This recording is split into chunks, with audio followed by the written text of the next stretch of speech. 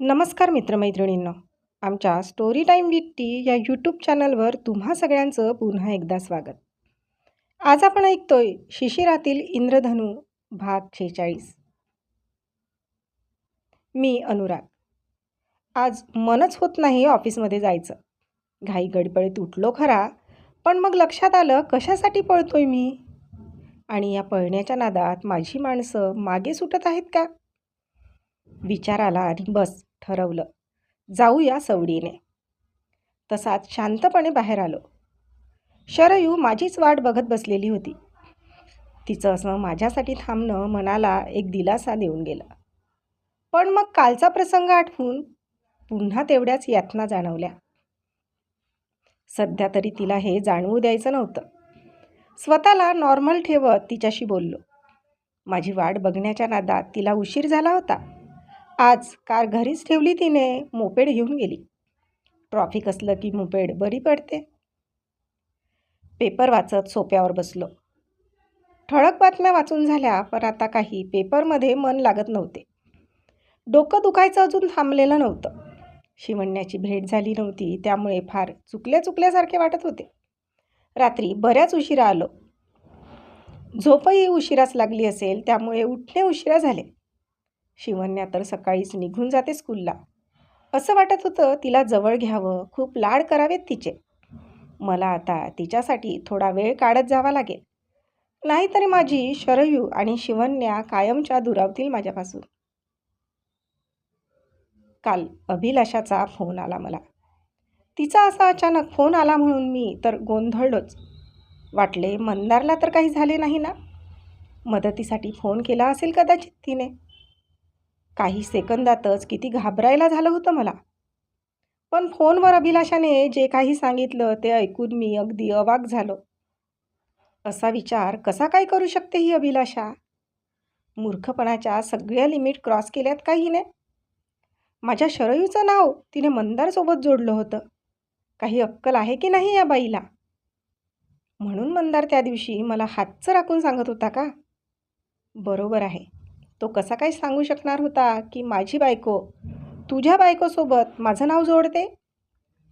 म्हणूनच एवढा आग्रह केला तरी चहा पिण्यासाठी सुद्धा माझ्या घरी आला नाही तो.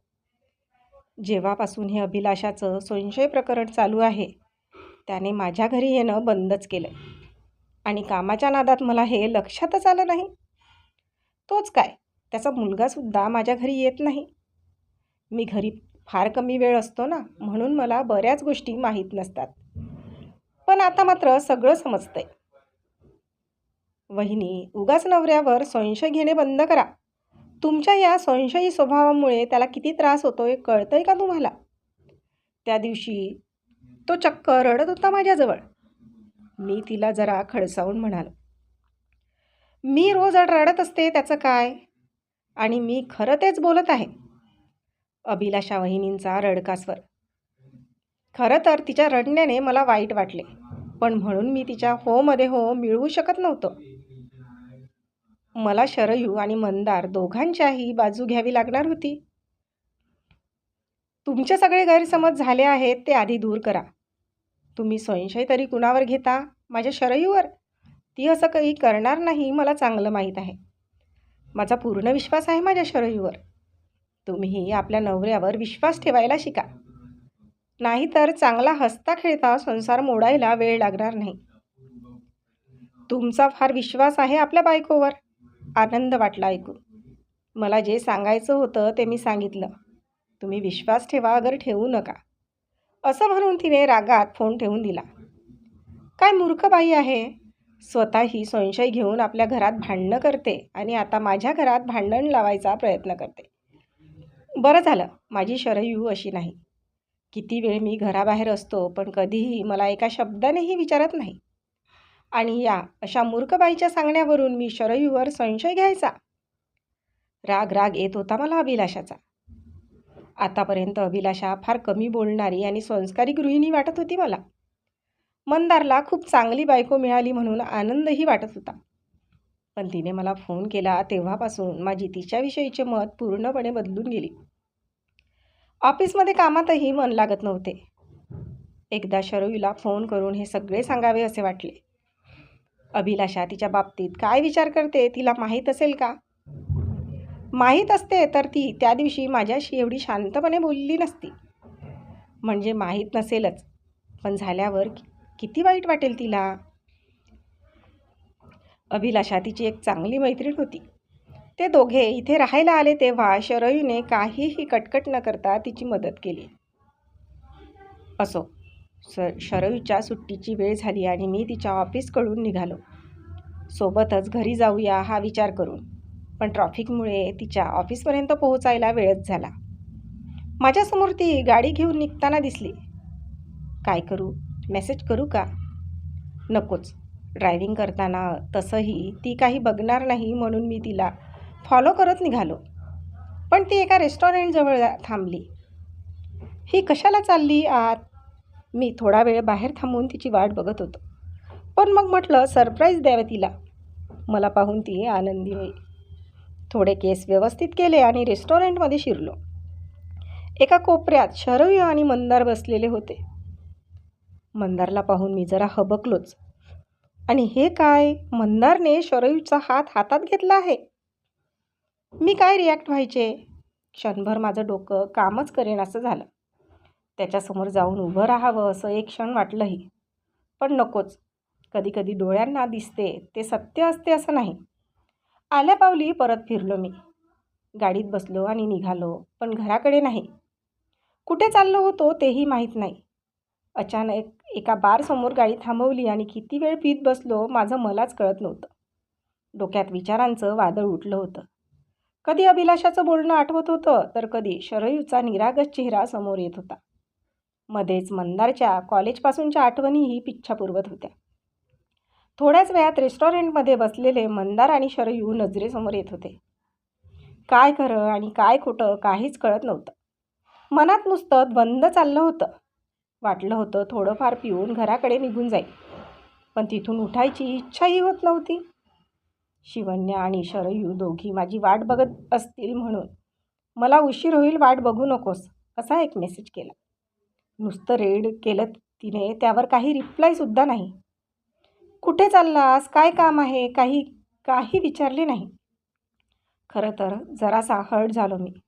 पण मुळातच मी अबोल आहे. मी दुसऱ्याकडून काय अपेक्षा करायची? विचार करत एक एक घोट पोटात रिचवत होतो. पण त्या नादात बरंच ड्रिंक केलं होतं मी. कसा बसा घरी आलो. वाटत होतं शरयूवर खूप प्रेम करावं.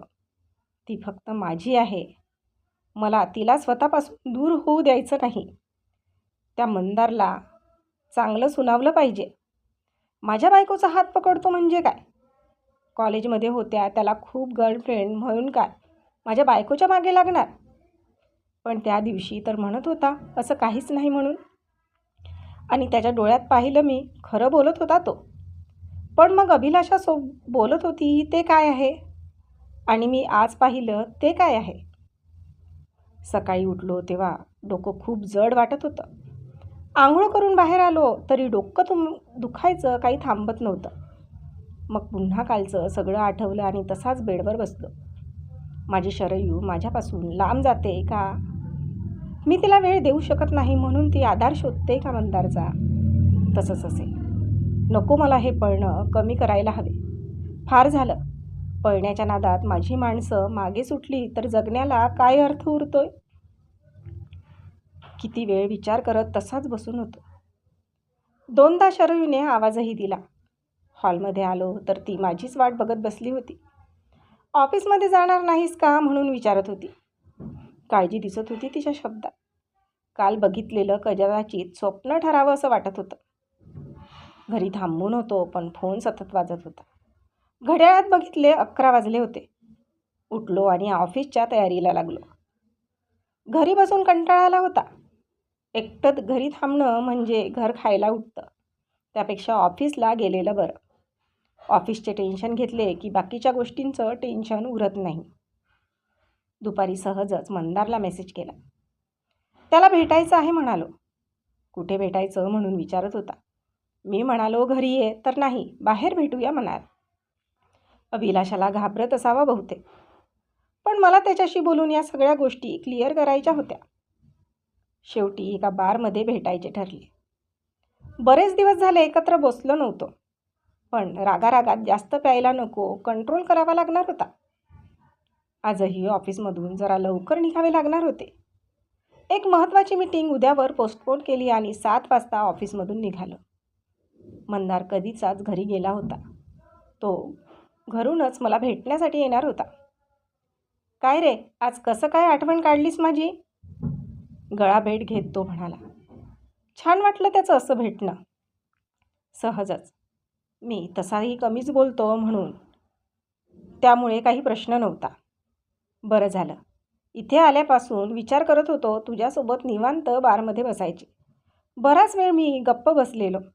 मंदार मध्ये मध्ये काही बोलत होता. काय रे, बोल ना, फार टेन्शनमध्ये दिसतोस. तो माझ्याकडे जरासा निरखून बघत म्हणाला. कसं चाललंय तुम्हा दोघांचं नातं? त्या दिवशीपासून आपली भेटच नाही ना. कशाला तो विषय काढतोस अनुराग? कंटाळा आला मला तिच्या या वागण्याचा. अरे, दिवसेंदिवस आणखीनच विचित्र वागत आहे ती. वैताग दिसत होता त्याच्या चेहऱ्यावर. असं वाटलं थोड्या वेळात रडून देतो की काय. मला तर त्याच्याकडे बघूनच कसं तरी वाटलं.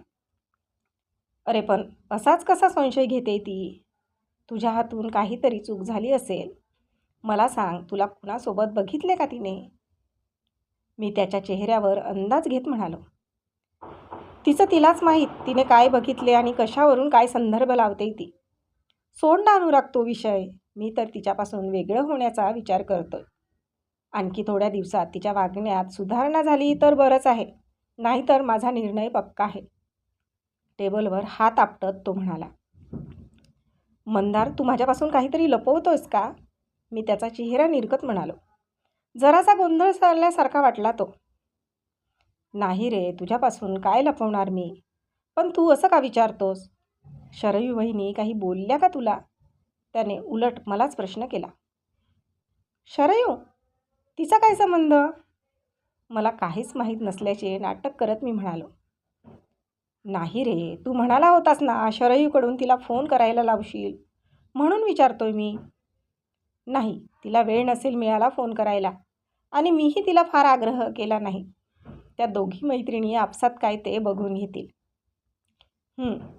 त्याने बोलता बोलता एक पेग रुचवला. हे बघ मंदार, फार जास्त पिऊ नकोस.